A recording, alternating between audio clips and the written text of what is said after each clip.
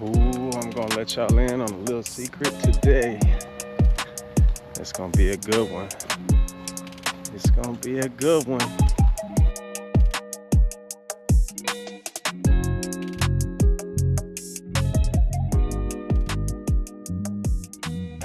Alright, so something I do for mossy ponds that have a lot of moss, a lot of algae growth in them.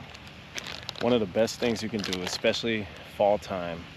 It's not quite fall here yet. It's fall by calendar, but not by temperature. It's still 95 degrees outside. But the mornings are much cooler, so the bass have started moving up into the shallows, which is good because they're feeding. This guy right here, little yum craw. Texas rig this bad boy like you would a Cinco or any other soft plastic, and really any soft plastic will work, even Cincos work. But this gives you another alternative versus like a frog, a topwater frog, which has a terrible hookup ratio. This guy, I find, if the fish bites it and he hits it, I'm hooking up with him 9 times out of 10. Every now and then they do miss it because it is a topwater strike. They're eating up through the moss, through the algae. So sometimes they do miss the bite. But if they connect with this, I connect with them. And this EWG, this is a 4/0. I use a 4/0 Superline hook. Once they're on there, they're not coming off. Texas rig your hook, just poke it in just past the barb, pull it out the top, slide that sucker up, find out about where your hook's gonna go in. And this one doesn't even have to be weedless because I'm gonna fish it like a topwater versus, you know, letting it sink and submerge. But you can just loop that hook back in for a little extra protection. And that's all you need, man. These things right here make a lot of disturbance on the top of that water, on the top of that moss. And it just alerts those fish that it's there, boom, and they just roll over and smoke it. And it's one of my favorite bites, man. It's one of the most fun way to catch a bass. And then it's also kind of like a little surprise because you never know how big they are until you get them up and out of the moss, because everything feels big once they dive down into that thick stuff. But I mean, look here, you see this lake? Look how mossy and how much algae growth there is. Right there, when I fish right there. And see, they're just, that algae keeps it cool. And they like to dive down in there and just sit. They'll just be hanging out, suspending right underneath that stuff. There went another one, a big one right there. So we're gonna see if we can get us a couple. It's midday, man. It's 95 degrees outside. Find some shade, some good matted areas that looks like some fish maybe hunkered down in, and have at it.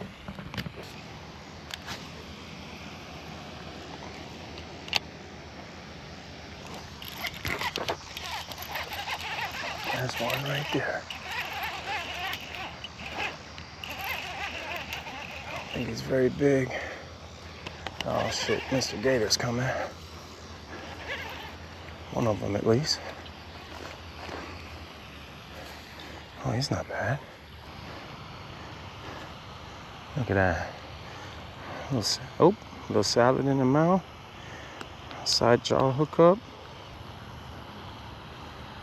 Yeah, no, I didn't bend. Hey, been here about 5 minutes. He's pretty close to 2 pounds. Little gator's over there.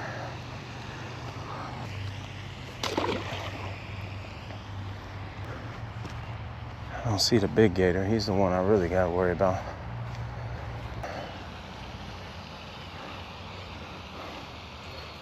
Bait's okay. I'm just gonna straighten it back out, get it back on. Yeah, all good. See if we can get us a few more.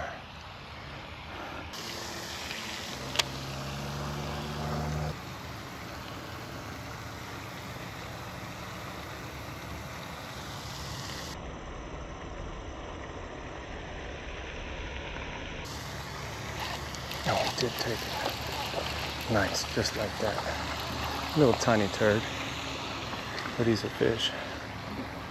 Like I said, it's like a, oh man, look who's back. It's like a guessing game, man. You never know what you're gonna get. Little bitty turd. Ooh, bub, you almost flipped out my hand. And that boy right there would be on your backside. Let him off over here. See you, man. And Mr. Gator didn't even move. I guess he knew I looked right at him. I wasn't gonna give it to him. But look, sometimes they're dinks, sometimes they're monsters. But almost every time they bite one of these things, I get them. And you can fish it just like a frog or any form of topwater, really.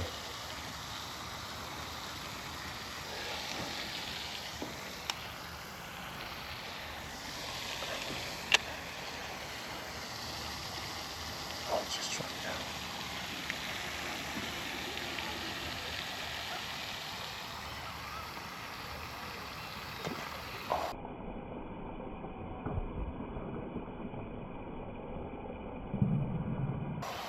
Another one. I was moving it too fast. I didn't think there was anything there. But this will really work with any soft plastic. I just feel like the Yum Claw is really probably the best. It'll work with Cincos, rage bugs, anywhere there's matted moss on top of shallow water, especially near reeds, things like that.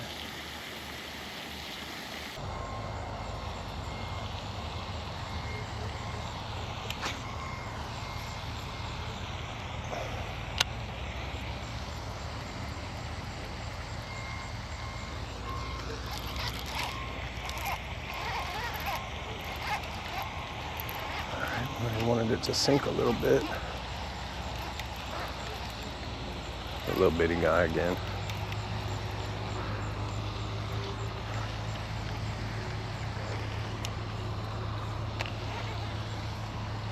Up moss mouth. Buried in there, man. Little tiny turd, man.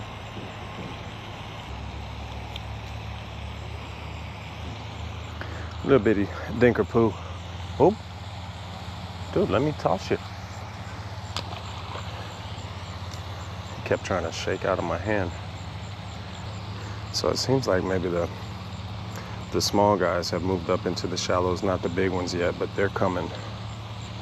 It's only a matter of time.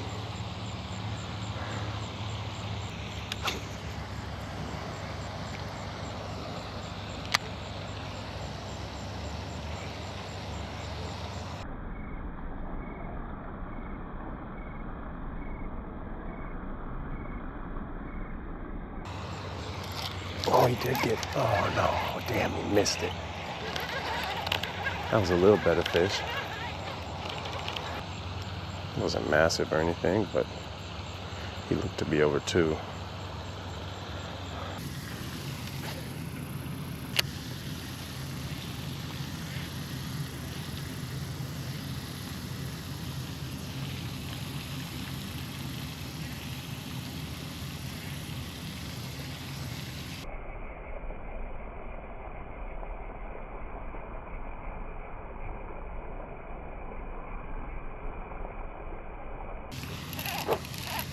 Got him.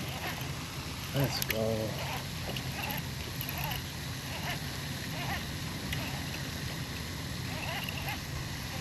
Can't tell how big he is, or if he even is big. I don't know.